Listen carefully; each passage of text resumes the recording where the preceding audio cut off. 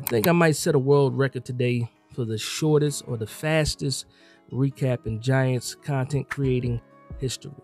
And it's not my fault. It's not your fault. I'm going to blame it on Giants.com. There was not a lot of information today being shared.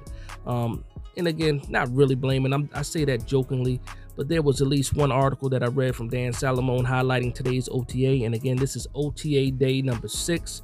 You know, it was Friday. Maybe they're trying to ease into the weekend. Next week, we have another set of OTAs before we have mandatory minicamp that following week. And that's going to be the 13th through the 15th. But again, not a lot of news today, but there were a couple of highlights from the OTAs. So let's get right into that. So first off, the streak of clean practices is over. Deonte Banks got his first interception, and for me, he runs with the first team, so he's playing against the first team. So even though they don't say who threw the interceptions in these recaps and in these articles, I'm assuming since he plays with the first team against the first team that he probably got that interception off of Daniel Jones. And here's the thing. You don't like Daniel Jones throwing interceptions. That's the first part. But if you're going to get an interception, I'm glad that it's the rookie Deonte Banks, because we drafted this guy in the first round to do exactly that. And I'm glad that he finally got his interception. Outside of that, they did have a couple of different potential interceptions, but were not pulled in. I believe there was one by Cam Brown. I believe there was another one. I'm trying to remember the name. Zion Gilbert, I think, was another one that they mentioned in the article that had it bobbled around a little bit, and also Javarius Owens too. So they had their chances to make some plays today. They did make the play, but they didn't get the turnover. But again, a lot of good news. But on the offensive side, they talked a little bit about Darius Slayton showing off his speed, and he did talk about his speed in that presser he had earlier this week, talking about the injection of speed into the wide receiver room. There's a lot of fast guys in that room now.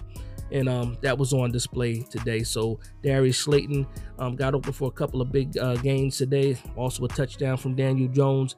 Paris Campbell continues to show why he was a good pickup for the New York Giants. And then the rookie Jalen Hyatt also had a couple of big plays on some big passes, you know, today during the OTA. So that's pretty much what the wrap-up was today, the recap, the article. They did have some pictures from practice, but again, not a lot of information today, but this is everything that I saw on Giants.com, and you can go to Giants.com to get all this information as well. And that's going to be the recap for today. Again, very, very short, but I do want to ask you guys a few questions. What are you still looking for from this offense?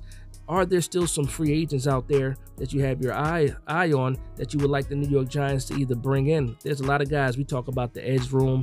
You see a lot of articles from other content creators. They're talking about guys like Justin Houston.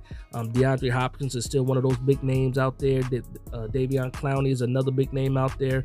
The guard, Dalton Reisner from the Denver Broncos. He's another name that's out there. So there's still a lot of free agents out there. For me, personally, I think we do need to add some depth to the edge. And the guy that I like to talk about is Melvin Ingram. I think he would be a good addition too, but it's all about the money at some point right now. So let me know what you guys think in the comments down below. Also, I wanted to talk about, man, I think I'm finally ready to go ahead and start some live streams up. I want to definitely hang out with the Giants community. You guys have made this experience so far fantastic, and I want to thank you guys for vibing with me for sure. And I just think that if I'm able to start doing these lives, and when I start doing these lives, I think the community will be able to ask these questions real time, get answers real time, and able to hang out with not just me, but with everybody else. And I'm always down for a healthy debate, even if we don't see eye to eye, if we don't have the same ideas about the Giants. I love to have discussions. I love to have debates respectfully and things like that. But I want to thank you guys for vibing with me. Please like, comment, and subscribe. And from one Giants fan to another, this is Big Dash Knows, Big Blue Nation. Let's go.